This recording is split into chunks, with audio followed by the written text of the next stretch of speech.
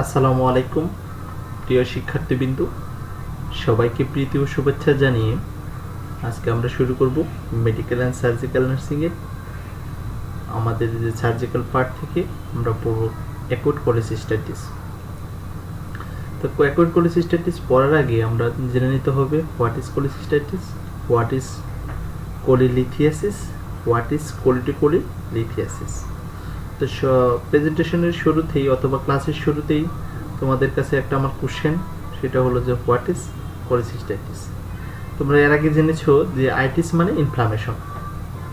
তাহলে যদি আমরা বলি যে অ্যাকুট কোলিসিস্টাইটিস, তাহলে কোলিসিস্টাইটিস মানে হলো কোলি মিন্স হলো গলব্লাডার, হ্যাঁ, আর হলো আইটিস মানে ইনফ্লামেশন। কোলিসিস্টাইটিস কোলি মিন্স হলো গলব্লাডার, হ্যাঁ, গলব্লাডার স্টোন, হ্যাঁ, অথবা এখানে বলতেছে যে কোলিসিস্টাইটিস, এখানে দুইটা কথা আছে। কোলিসিস্টাইটিস মিন্স হলো যে আপনার গলব্লাডার, আর আইটিস মানে inflammation. Inflammation of the gallbladder is called cholecystitis. এবার ক্লিয়ার হয়েছে? আমি আবার বলতেছি যে কোলি মিন্স, হ্যাঁ, গলব্লাডার। বলছে কোলিসিস্টাইটিস পুরোটা মিলে বলতেছে কি inflammation of the gallbladder is called cholecystitis. এখানে দেখো আমি আবার একটা বৃত্ত করে সুন্দর করে দিয়েছি। তো এখন আমরা সংজ্ঞাটা পড়ব। পড়ার আগে আমরা কিছু অ্যানাটমি ফিজিওলজি আমাদের জেনে নিতে হবে যে আসলে গলব্লাডারটা কোথায় থাকে এবং তার পজিশনিং কি। কারণ না থাকলে তুমি আসলে ক্লিনিক্যালি এটা ডায়াগনোসিস করতে হয়, ক্লিনিক্যালি ডায়াগনোসিস করতে পারবে না। তো প্রথমে আমাদের জানতে হবে যে এটা থাকে হলো right hypochondrium region. Human body consist of 9 region in human body: right hypochondrium region, left hypochondrium region, right iliac fossa, left iliac fossa, right lumbar, left lumbar, epigastric, umbilicus and hypogastric region। আমরা এই 9টা reason পড়েছি। তো 9টার মধ্যে এটা আছে right hypochondriac রিজনে।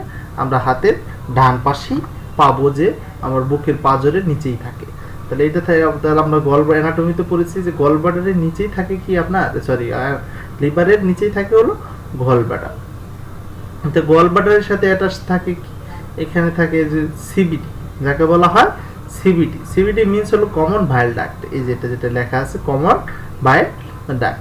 তার আগে আছে এখানে দেখেন গলব্লাডারের মধ্যে কি আছে, প্রথমে আছে কি কমন হেপাটিক ডাক্ট। এই কমন বাইল ডাক্ট থেকে বেরিয়ে গেছে কমন হেপাটিক ডাক্ট। এখান থেকে আবার ব্রাঞ্চ হয়ে গেছে সিস্টিক ডাক্ট, হ্যাঁ।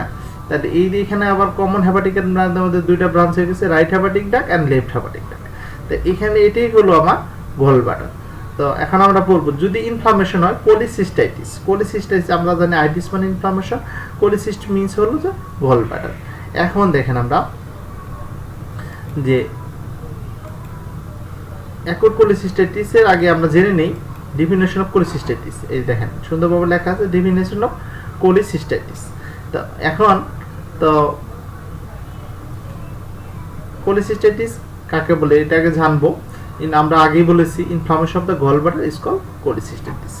কোলিসিস্ট মিন্স হলো আমরা বলছি কোলি মিন্স বলতেছি কি আপনার, বা কোলিসিস্ট মিন্স হলো গলব্লাডার, আইটিস মানে ইনফ্লামেশন। এখন আমরা বলবো কোলিসিস্টাইটিস দুই ধরনের হয়, একটা হলো অ্যাকুট কোলিসিস্টাইটিস, একটা হলো ক্রনিক কোলিসিস্টাইটিস। ক্রনিক সিস্টাইটিসের মধ্যে দুই ধরনের হয়, কি হয়, এটা অ্যাকুট, একটা ক্রনিক। তবে তার আগে আমরা জেনে নিব যে কোলিলিথিয়াসিস।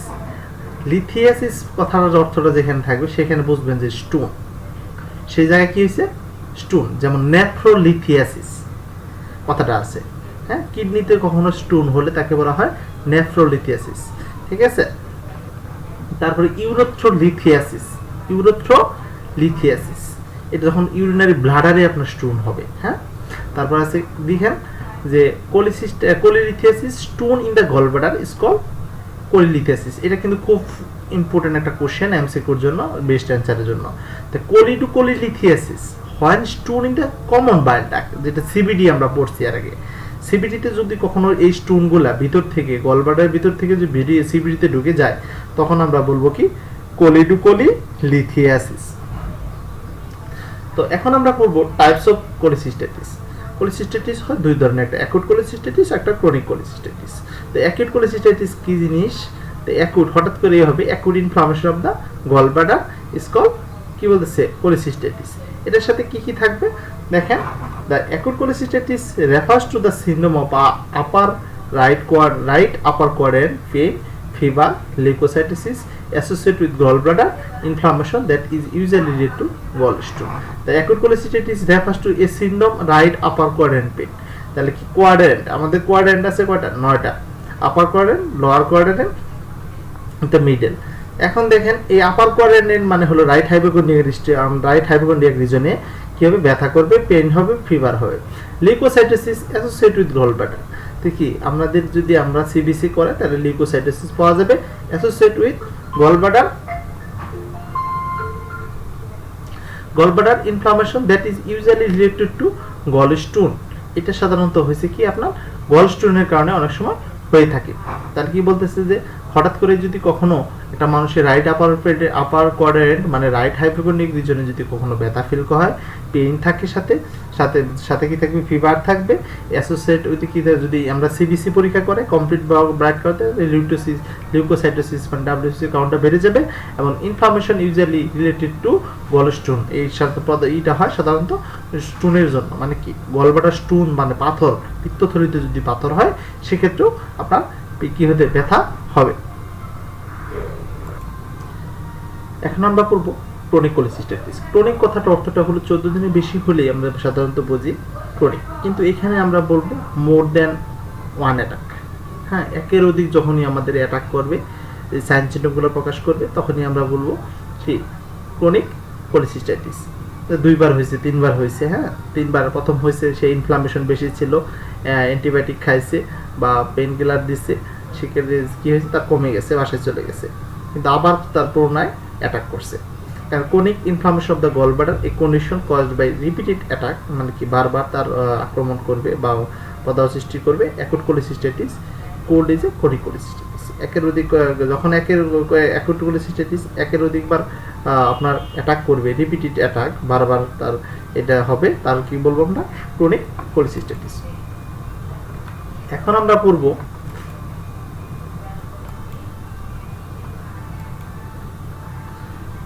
Types of acute cholecystitis. Types of acute কোলিসিস্টাইটিসের মধ্যে আমরা 2 ভাগে ভাগ করতে পারি, ক্যালকুলাস কোলিসিস্টাইটিস, একটা হচ্ছে অ্যাক্যালকুলাস।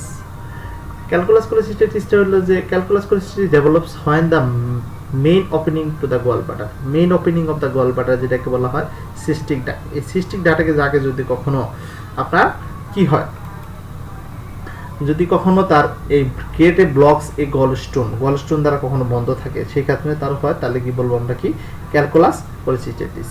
আর ক্যালকুলাস কোলিসিস্টাইটিসটা হলো যে আপনার যদি ক্যালকুলাস ক্লিনিক্যাল ইনিশিয়াল ইনফ্লামেশন হয়েছে, মানে হঠাৎ করে একটা ইনফ্লামেশন হয়েছে, এটা গলস্টোন ছাড়া, হ্যাঁ গলস্টোন ছাড়া যদি হয় তাকে বলবো কি আমরা?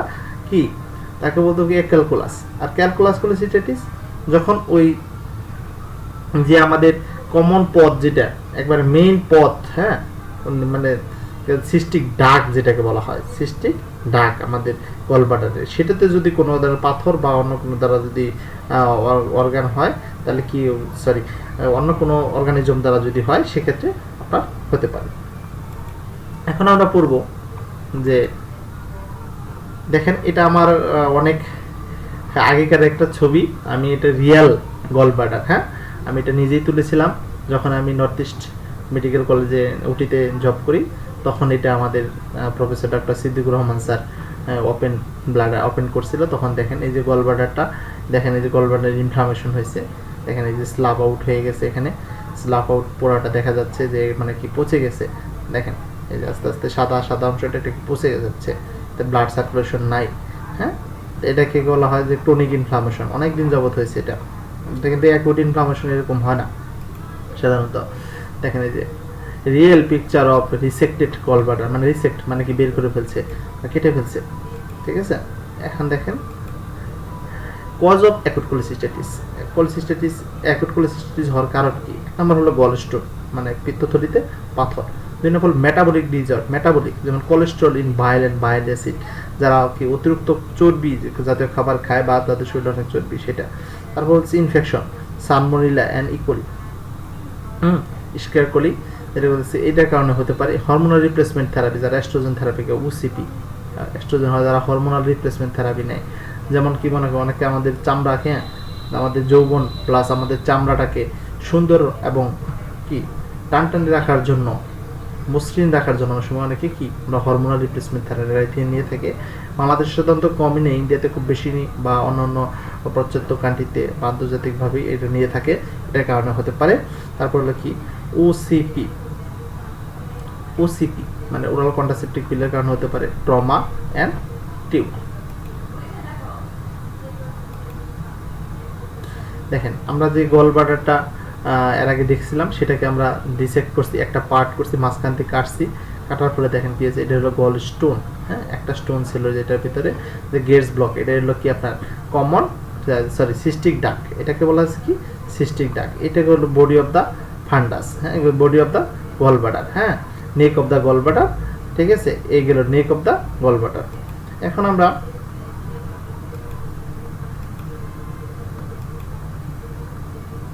রিস্ক ফ্যাক্টর কার কার হয়, 5F বলি আমরা সাধারণত রিস্ক ফ্যাক্টরের ক্ষেত্রে। 5F নম্বর ফেয়ার, যারা সুন্দরী, ফার্টিল, যারা কি প্রজননক্ষম, ফ্যাটি, যারা কি হইলে আপনার অতিরিক্ত চর্বিযুক্ত খাবার খায় বা মোটা অনেক, ফিমেল, সাধারণত ফিমেলদের হয়।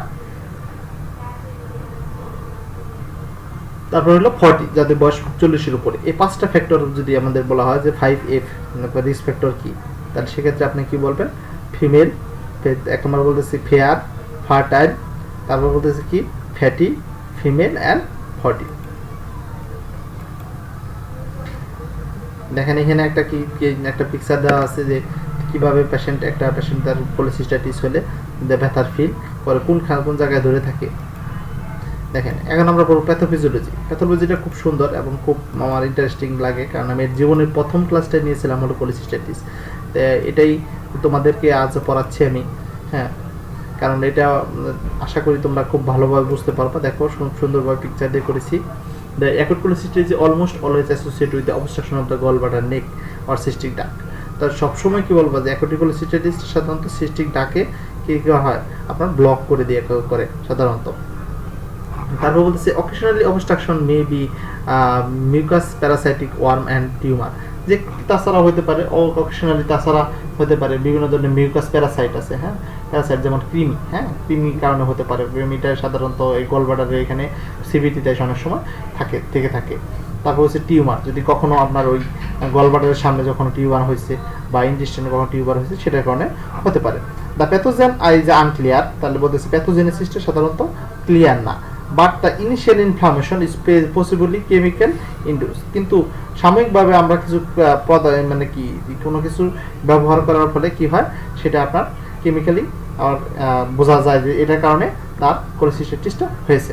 আপনারা বলতেছে গলস্টোনের কারণে হতে পারে, মানে এটা কিভাবে হচ্ছে, কিসের পরে কিভাবে, gallstone, mucus parasite 1, tumour, diabetic mellitus with gas forming organism, E coli and Klebsiella and Salmonella, এই যে কোনো একটা কারণ হতে পারে, যে কোনো একটা কারণ, প্রত্যেকটা একটা কারণ দ্বারা শুরু হবে তার obstruction of the gallbladder, neck and cystic ডাক। তাহলে প্রথমে কি করবে, গলব্লাডারের যে নেক আমাদের সিস্টিক ডাক সেটাকে আগে কি হবে, সেই জায়গাতে কি হবে আমাদের বাইল যে পাস হয়, হ্যাঁ, ঠিক আছে, সেটা কি বন্ধ করে দেবে। তারপর হলো কি হবে ইডিমা, সারা শরীরে কি হবে তার পানি জমে দেবে, সারা শরীরে না, গল ব্লাডারে কি হবে আপনার, হ্যাঁ, পানি জমে যাবে এবং আস্তে আস্তে প্রদাহ সৃষ্টি করবে, ইনফ্লামেশন হবে, তারপর infection ochre and acute cholecystitis is develop. দেখেন এখানে যে এক্সামিন করতেছে যে এটা মারফি সাইন পজিটিভ কিনা সেটা দেখতেছে। Clinical feature of acute cholecystitis, কি ক্লিনিক্যাল ফিচার থাকবে। এক নাম্বার বলতেছে কি সিমটম, পেইন কি থাকবে, সাইট কোন জায়গায় থাকবে, pain over the right hypochondrium and upper quadrant. তাহলে কি হতে হবে, রাইট হাইপোকন্ড্রিয়াম রিজন, যেটাকে আমরা বলেছি আমাদের বুকের পাঁজরের কি নিচে 9 নাম্বার ইন্টারকোস্টাল স্পেসের মাঝে কি আছে, সেখানে কি আছে আপনার আছে হলো কি আপনার গল ব্লাডার, সেখানে কি করে হবে আপনার রাইট হাইপোকন্ড্রিয়ামে প্রচন্ড ব্যথা হবে এবং আপার অ্যাবডোমেনের উচ্চ দিকে। তারপর বলতেছে কি রেডিয়েশন, এটা কোন জায়গায় যাবে, রেডিয়েট হবে মানে এক জায়গা থেকে ছড়াবে। একটা বলতেছে কি tip of the right scapula and right shoulder, তাহলে কি বলতেছে শরীরের কি ডান পাশে স্ক্যাপুলা এবং শোল্ডারে হতে পারে। তারপর হচ্ছে ডিউরেশন মোর দ্যান 12 আওয়ার্স, এটা কতক্ষণ থাকতে পারে, 12 ঘন্টা থাকতে পারে। Aggravated by movement, breathing, by taking fatty food, কি কি কারণে হতে পারে? এক নাম্বার হলো যে নড়াচড়া করলে, বেশি নড়াচড়া করলে সেটার কারণে হতে পারে। তারপর হচ্ছে শ্বাস প্রশ্বাসের গতি আমাদের দেখা যায় যে কষ্ট করে শ্বাস নেওয়া, সেক্ষেত্রে হতে পারে। আরেকটা হলো কি, আমরা ফ্যাটি ফুড যারা খায় সাধারণত তাদের হয়ে থাকে। Relieve by nothing except energy, কোনো প্রকার ব্যথার ওষুধ ছাড়া কমবে না। দেখুন 2 নম্বর বলতেছে নাউসিয়া, ভমিটিং, তার কি বমি বমি একটা ভাব থাকবে, শেষ পর্যন্ত বমি করে দিতে পারে। তারপর বলতেছে কি ফিভার, জ্বর থাকবে, যে কোনো ইনফ্লামেশন থাকলে সেখানে কি জ্বর থাকে। History of fatty food intolerance, কি হতেছে ফ্যাটি ফুড খাওয়া তার জন্য হারাম। ফ্যাটি ফুড খাওয়া মানে কি, চর্বি জাতীয় খাবার খাওয়া যাবে না। তা jaundice occurs less than in 10% patient, আর 10% পেশেন্টের কি হয়, এই ধরনের পেশেন্টের কি যে আপনার জন্ডিস পাওয়া যায়। এখন আমরা বলবো যে সাইন অফ কোলিসিস্টাইটিস, কি কি সাইন থাকে। এক নম্বর বলতেছে কি যে on general examination ill looking, দেখতে কি ও খুব অসুস্থ মনে হবে। পেশেন্ট ইজ রেস্টলেস, পেশেন্ট কি ছোটাছুটি করবে বেডের মধ্যে, তার প্রচণ্ড ব্যথা হচ্ছে তার জন্য। পেইন, টেম্পারেচার মেবি রেস্ট, কি করতে হবে, টেম্পারেচার কি আস্তে আস্তে তার বেড়ে যাবে। তারপর হচ্ছে কি টেকিকার্ডিয়া, ব্লাড প্রেশার কি হবে 90, আপনার পালস রেট 90-র উপরে চলে যাবে, তাকে বলবো tachycardia. Jaundice maybe present, jaundice তার প্রেজেন্ট থাকতে পারে।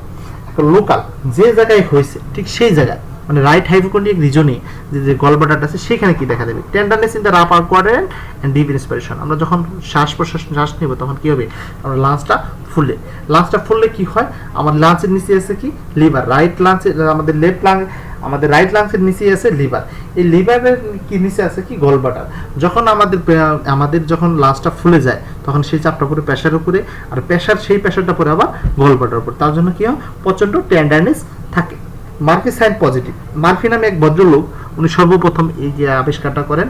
ওনার মতে যে 9 ইন্টারকোস্টাল স্পেসে আপনি যদি স্পেস আছে আমাদের কোস্টাল পেস, যেমন আমরা কি রিপস আছে, হ্যাঁ 9 নাম্বার রিপসের মাঝামাঝি যদি আমি কখনো আমাদের স্পেস করি, হ্যাঁ সেখানে যদি পেশেন্টে বলে যে শ্বাস নেন ছাড়েন, ঠিক আছে, সেখানে যদি পেশেন্ট ব্যথা ফিল করে তাহলে কি বলবো মার্ফি সাইন পজিটিভ। এখন আমরা পড়বো হলো যে আরেকটু পড়ে নিই মার্ফি সাইন সম্পর্কে, যেহেতু এটা একটু গুরুত্বপূর্ণ বিষয়। মার্ফি সাইনটা হলো, মার্ফি নামে এক ভদ্রলোক, ওনার নাম অনুসারে সর্বপ্রথম উনি কি এই সাইনটা আবিষ্কার করে থাকেন। তাহলে এটা কোথায় করবেন মার্ফি সাইনটা, আপনি 9 নাম্বার ইন্টারকোস্টাল স্পেসের মাঝামাঝি যদি আপনি প্রেশার ক্রিয়েট করেন, চাপ দিয়ে ধরে থাকেন, এবং যদি সেখানে বলে পেশেন্টকে বলতে হবে যে আপনি শ্বাস নেন এবং শ্বাস ছাড়েন, সেখানে যদি ব্যথা ফিল করে তাহলে কি বুঝবেন যে তার মার্ফি সাইন পজিটিভ। এখন আমরা কি করব, দেখেন এখানে যে মার্ফি সাইনের আমার একটা আছে ডিপ ইন্সপিরেশন, কোন জায়গায় আছে 9 নাম্বার ইন্টারকোস্টাল স্পেসে সুন্দরভাবে দেওয়া আছে, দেখে নেবেন। এখন আমরা বলবো যে ইনভেস্টিগেশন, খুব সিম্পল ইনভেস্টিগেশনের মাধ্যমে এটা ডায়াগনোসিস করা যায়। এক নম্বর হলো মেজর ইনভেস্টিগেশন হলো আলট্রাসোনোগ্রাম অফ, লেখা নাই তো, ultrasonogram of whole HBS, ultrasonogram of HBS system, এটা লিখে নেবেন সবাই, ultrasonogram of HBS. HBS means হলো হেপাটোবিলারি সিস্টেমটা আমাদের জানতে হবে। তাছাড়া কি করতে হবে, সিবিসি রুটিন এক্সামিনেশন, ইএসআর করতে হবে, লিউকোসাইটোসিস পাবে, আরবিএস দেখতে হবে, সিরাম ক্রিয়েটিনিন, সিরাম ইলেক্ট্রোলাইট, অনেকদিন ধরে খাবার দেয় না, ঠিক আছে, সেই জন্য কি করতে হবে, আমরা সিরাম ইলেক্ট্রোলাইট এবং সিরাম ক্রিয়েটিনিন দুটোই করতে হবে, যাতে তার কি কোনো ধরনের অ্যাবনর্মালিটি আছে কিনা। এখানে কিন্তু আবার আপনার কিডনির ব্যথাও করতে পারে না, হাইড্রোনেফ্রোসিসের কারণে কিডনির ব্যথাটাও হতে পারে, সেটা খেয়াল রেখে রাখবেন। তারপর ইসিজি করবেন, একটা রুটিন ইনভেস্টিগেশন, চেস্ট এক্সরে করবেন, যা বুকে কোনো ধরনের সমস্যা আছে কিনা। এখন আমরা বলবো লিভার ফাংশন টেস্ট, যেটাকে লিভার ফাংশন প্রথম যেহেতু যার জন্ডিস হয় সেক্ষেত্রে কিন্তু অবস্ট্রাকশন হয়, সেখানে সিবিটিতে একটা সিরাম বিলিরুবিন লেভেল করবো, কারণ বিলিরুবিনের কারণে কি হয় জন্ডিস ডেভেলপ হয়। এসজিপিটি, হ্যাঁ serum glutamate pyruvate and trans oxalate, serum glutamate pyruvate and trans oxalate, এটা কি আমরা এসজিপিটি বলে থাকি। তারপর অ্যালকালাইন ফসফেট, এই আমাদের ইনভেস্টিগেশনগুলো করতে হবে। স্পেশাল ইনভেস্টিগেশন সিরাম অ্যামাইলেজ, হ্যাঁ সিরাম অ্যামাইলেজ করতে হবে to detect pancreatitis which may complication of gallstone. অনেক ক্ষেত্রে কি হয় আপনার প্যানক্রিয়াটাইটিসের কারণেও কি হয় আপনার গলস্টোনের কি হিস্ট্রি দিয়ে থাকে।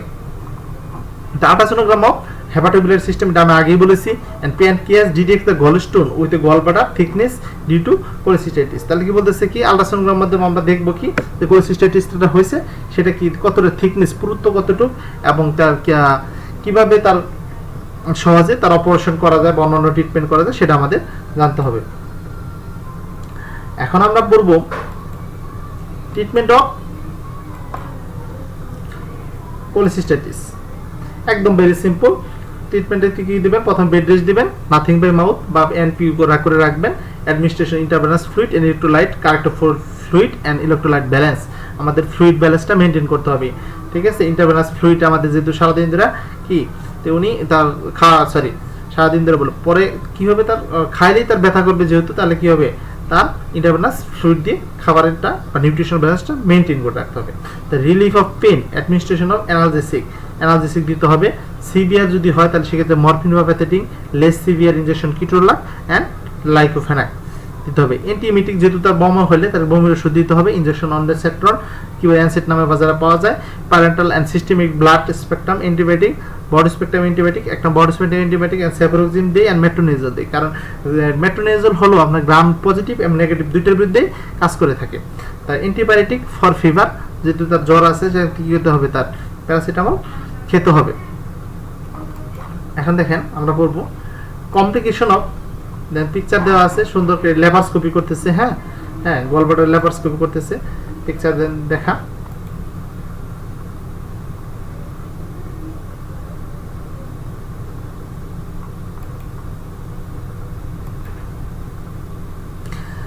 কনজারভেটিভ ট্রিটমেন্ট গেল। ট্রিটমেন্টের পরে আপনার কি হবে, 2 থেকে 3 মাস পরে এসে আপনি কি বলেন ইলেকটিভ কি করবেন, সেই আপনার গলব্লাডারটা কেটে ফেলবেন, সেটাকে বলে ল্যাপারস্কোপিক কোলিসিস্টাইটিস। সাধারণত এটা করা হয় আপনার 2 থেকে 3 মাস পরে এসে করলে ভালো হয়। এখন বলবো আমরা কমপ্লিকেশন কি কি কমপ্লিকেশন হতে পারে। আমাদের 1 নাম্বার বলতেছে কি প্যানক্রিয়াটাইটিসের পর ইনফ্লামেশন অফ দ্য প্যানক্রিয়াস, প্যানক্রিয়াসে ইনফ্লামেশন হতে পারে, অপারেশন করলে গ্যানগ্রিন সেটা কি পচে এবং গন্ধ হয়ে যেতে পারে। তারপর হচ্ছে পারফোরেশন অফ দ্য গলব্লাডারটা সিদ্ধ হয়ে যেতে পারে। Enlargement of the gallbladder due to inflammation, কি হয়েছে আপনার কি করতে হবে, পুরা এটা কি হবে, পুরোটা ইনফ্লামেশন হয়ে যাবে এবং ইনফেকশন ডেভেলপ করবে, ঠিক আছে। তারপর এম্পাইমা অফ গলব্লাডার, যেখানে কি পাস তৈরি হয়ে যায়, এম্পাইমা অফ গলব্লাডার, ঠিক আছে। ইনফেকশন এখানে কিন্তু নাই এম্পাইমা, এটা কিন্তু মেজর একটা কমপ্লিকেশন অফ কোলিসিস্টাইটিসের। তারপর হচ্ছে damage of gallbladder tissue and cancer of the gallbladder. অনেক ক্ষেত্রে কি হয় আপনার যদি অনেক দিন ধরে থাকে তাহলে কি হয়, এটা ভালো না হয়, তাহলে সেক্ষেত্রে কি করে তার আপনার কি হতে পারে, ক্যান্সার ডেভেলপ করতে পারে গলব্লাডার টিস্যুতে। তো সবাইকে আবারও প্রীতি ও শুভেচ্ছা। এই ক্লাসটা খুবই গুরুত্বপূর্ণ, তোমরা ভালোভাবে দেখবে আশা করি। দেখার পরে কোনো সমস্যা হলে সবাই আমাকে ইনফর্ম করবে। তো সবাইকে আমার প্রীতি ও শুভেচ্ছা জানিয়ে এখানে মতো ক্লাস শেষ করছি, আজকের মতো এখানে ক্লাস শেষ করছি। আল্লাহ হাফেজ।